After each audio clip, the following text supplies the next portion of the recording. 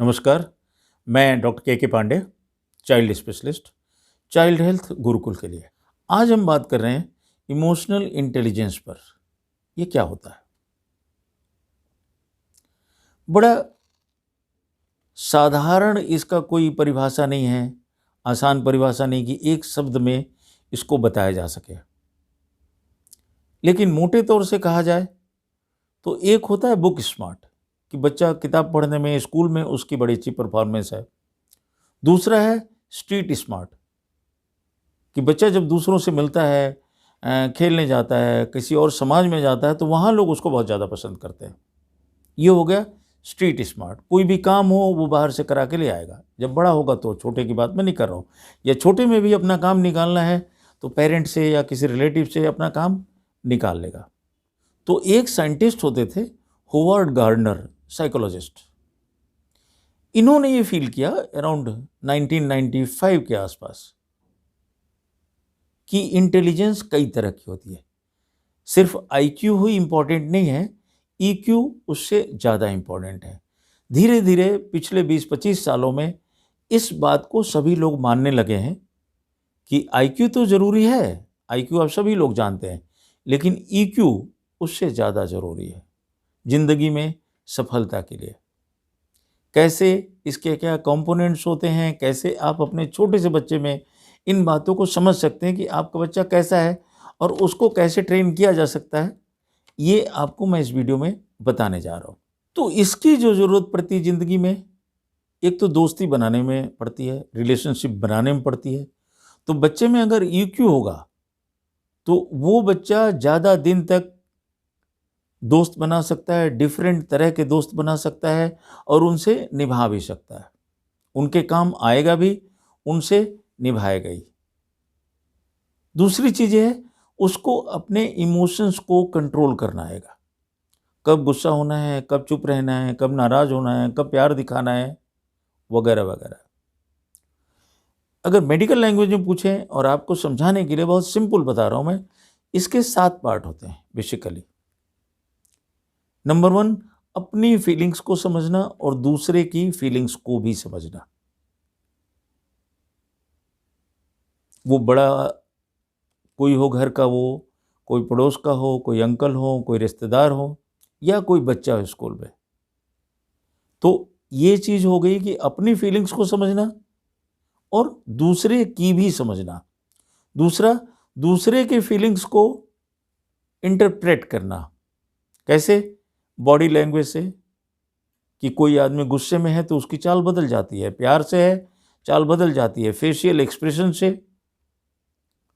कि उसका चेहरा देखने में कैसा लग रहा है, बच्चे को इंटरप्रेट करना आना चाहिए और उसी हिसाब से वो रिएक्शन अपना चेंज करे। तीसरी चीज़,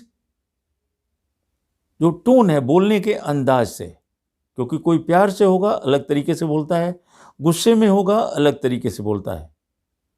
तो टोन का भी इंटरप्रिटेशन उसको आना चाहिए और इसमें उसको रिएक्ट करने भी आना चाहिए कि कब वो कैसे रिएक्ट करे। तीसरी चीज़ जो है, जो भावनात्मक जो शब्द होते हैं, प्यार, गुस्सा, नाराज़गी और सब चीज़ें जो बहुत सारे, जो बच्चा धीरे धीरे सीखेगा,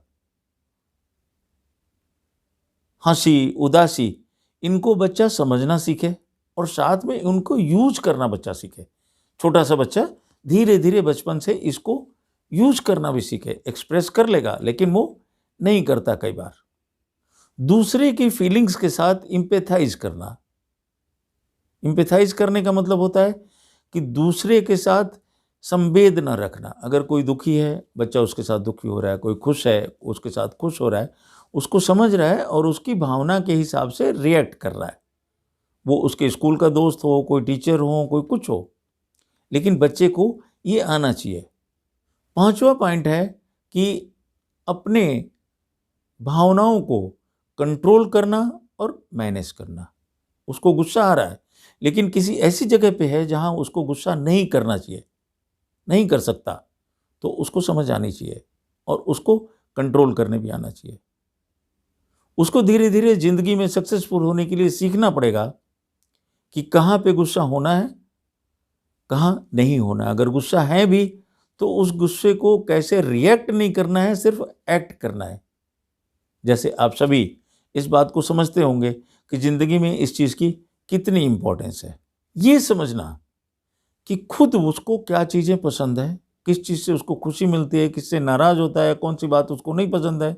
और यही बात उसको दूसरों के बारे में समझनी पड़े, घर के मेंबर्स के बारे में, अपने दोस्तों के बारे में। जैसे जैसे बड़ा होगा, जैसे उसकी सर्किल बड़ी होगी, तो ये समझना कि किस आदमी को क्या पसंद है और उसके हिसाब से अपने को एडजस्ट करना, ये भी इसका बहुत इंपॉर्टेंट बात है। और ये ज़िंदगी में सफलता के लिए बहुत ज़रूरी होती है। ख़ास तौर से एक चीज़ होती है जो साइंस में हम लोग बोलते हैं इमोशनल बिहेवियर लिंकेजेस, कि कोई आदमी कोई व्यवहार करता है तो उसको कैसे आपको जोड़ना है। जैसे कोई आदमी कोई आपसे कुछ नहीं कर रहा है, खाली वो चुप है, लेकिन अचानक उसके हाथ में बॉल आई या कोई चीज़ आई, उसने बड़े जोर से बॉल को पटक दिया। अचानक कोई बर्तन नीचे गिर पड़ा, गिरा दिया किसी ने, किसी चीज़ को पटक दिया, तो वो कुछ बोल नहीं रहा है, लेकिन व्यवहार उसका बदल गया है। वो तरह तरह का एग्जाम्पल हो सकता है। कार का दरवाजा कोई खोल रहा है, उसको जोर से बंद कर सकता है। कोई चाबी कहीं रख रहा है, चाबी पटक सकता है। पैरों की आवाज़ जो होती है, चलता है, उसमें थप थप करके आवाज़ अलग तरीके से चल सकता है। इन सारी चीज़ों को समझना, इमोशनल बिहेवियर लिंकेजेस, ये बच्चे को धीरे धीरे समझ में आना चाहिए। तो ये इसके 7 कंपोनेंट आएंगे। अब जो है मैं आपको एग्जाम्पल देने जा रहा हूं कि आप अपने बच्चे में कैसे समझ सकते हैं कि बच्चे में ईक्यू कैसा है, उसमें कितनी सुधार की जरूरत है। तो पहली चीज, जो इंट्रोवर्ट बच्चे होंगे, छोटे बच्चे होंगे, इंट्रोवर्ट हैं, अगर उनको अंतर्मुखी हैं, बहुत ज़्यादा बोलते बोलते नहीं, वो बच्चे भी अगर खुश होंगे, गाना गाने लग जाएंगे या कुछ ड्रा करेंगे, ड्राइंग करेंगे। अगर बड़े हो गए, लिखने की भी कोशिश करेंगे, हो सकता है कुछ शब्द यूज़ करें जिससे आपको समझ में आए। एक्सट्रोवर्ट बच्चे नॉर्मली जो है एक्सट्रोवर्ट होते हैं, चुप नहीं होते, बोलते रहेंगे, शब्दों का इस्तेमाल करेंगे, आपको समझ में आ जाएगा। हाँ, दूसरा एग्जाम्पल कि एक बच्चा साइकिल खरीद के ले आया और वो साइकिल वो पेरेंट्स के साथ गया था, अपनी पसंद से खरीद के लाया। उसको पसंद थी लाल रंग की साइकिल और उसमें हरे रंग की या काले रंग की, रख लीजिए, सीट लगी हुई है। वो बताता है कि मैंने तो लाल रंग की खरीदी, मैं पेरेंट्स के साथ गया था और खरीद के लाया हूं, और उस काले रंग की उसमें सीट है। अब दूसरा बच्चे को एम्पैथी जो होती है कि उसकी तारीफ करें, हाँ भाई लाल रंग की लाया, भाई ये लाल रंग तो बहुत अच्छा होता है, और उसमें काले रंग की सीट है, वाह बहुत बढ़िया। तो ये हो गई एम्पैथी, कि दूसरे की बच्चे की फीलिंग को समझना और उस फीलिंग को शेयर करना, खुश होना, उसकी खुशी के लिए खुश हो जाना, दिस इज एम्पैथी। तो ये बच्चे में समझ में आना चाहिए। तीसरी जो ज्यादा जरूरी चीज है, सेल्फ रेगुलेट करना। एक बच्चा, पेरेंट्स उसके आ रहे हैं, फादर मान लीजिए बाहर से आ रहे हैं, मूड खराब है किसी भी वजह से, बच्चा दौड़ के आता है और सडनली उनको देखता है कि भाई वो उस तरह से नहीं रिएक्ट कर रहे हैं, या हल्का सा उन्होंने रोक दिया हाथ के इशारे से या कुछ बोल के या बॉडी लैंग्वेज से, या बच्चे को हल्का सा डांट दिया। अब बच्चा 2 फीट पे 3 फीट पे जितनी दूर है रुक गया। बच्चे को बुरा तो लगा, लेकिन बच्चा ये समझ रहा है कि पापा बाहर से आए हैं, कुछ मूड ठीक नहीं है, तो बुरा लगते हुए भी वो रुक जाता है। बुरा लग रहा है लेकिन शब्द यूज वो नहीं करता, चुप है। अपने गुस्से को, अपनी नाराजगी को, अपनी बेवशी को कुछ पलों के लिए अपनी सांस रोक करके, धीरे धीरे सांस लेके, तेज सांस लेके, बॉडी लैंग्वेज कुछ करके, फेशियल एक्सप्रेशन से कंट्रोल करता है और चुपचाप धीरे धीरे बैक ट्रैक कर जाता है, पीछे चला जाता है। बाद में ठीक है, पापा से आके मिलता है, प्यार से बातें करता है। ये हो गए इमोशनल इंटेलिजेंस के एग्जाम्पल्स, जिससे आपको अपने बच्चे को देखना है। आगे की वीडियोस में मैं इमोशनल इंटेलिजेंस के बारे में और बताऊंगा, लेकिन डिफरेंट एजेस पे बच्चे का कैसे होना चाहिए, पेरेंट्स को ये समझना बहुत ज़रूरी है, बुक स्मार्ट और स्ट्रीट स्मार्ट अपने बच्चे को बनाने के लिए। ये वीडियो मेरा कैसा लगा आप ज़रूर बताएं कमेंट बॉक्स में कमेंट करके। अगर अभी तक हमारा यूट्यूब चैनल आपने चाइल्ड हेल्थ गुरुकुल अगर सब्सक्राइब नहीं किया है तो प्लीज़ सब्सक्राइब करें, लाइक करें, कमेंट करें, शेयर करें, जिससे वीडियो और लोगों तक पहुँचे। फिर मिलते हैं अगले वीडियो के साथ। नमस्कार।